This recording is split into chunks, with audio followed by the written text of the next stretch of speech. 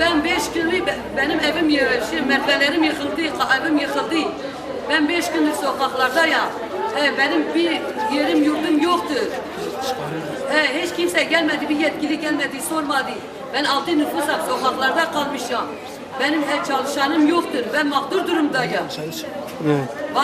Bana ya bir konuk versin, ya bir kalıcı bir ev versin. Ben çoluk çocuğum perişan olmuşum. Ben nereye gideyim?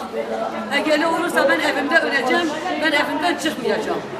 Ben hiç evimden çıkmayacağım, ben evimde kalacağım. Ben çoluk çocuğum evimde öleceğiz. Yoksa kesinlikle beni kimse çıkaramaz. Yetkililer gelsin, yetkililer yardımcı olsun bize. Valla böyle olmuyor. Çok mağdur durumdayız. Perişan oldu. Yeter artık. Daha öyle o canıma tak ettik. Ben diyeyim ben evde ölsem de ben çıkmayacağım dışarı. 15 yıldır ben buradayım. Ben diyeyim ben kira vermeyeyim. Ben kira vermemek için ben bu eve katlandım. Dedim ben içinde kalayım. Baktım bu ev de üstüme yıkıldı. Bu sefer de sokaklardayım. Sokak sonu ne olacak? Bu yetkililere ses gitmiyor. Yetkililer bana yardımcı olsun. Allah rızası için. Vali, benim sayın valim bana yardımcı olsun. Benim çocuklarım bana yardımcı olsun. Vali bana geldi, kapı penceremi yaptılar.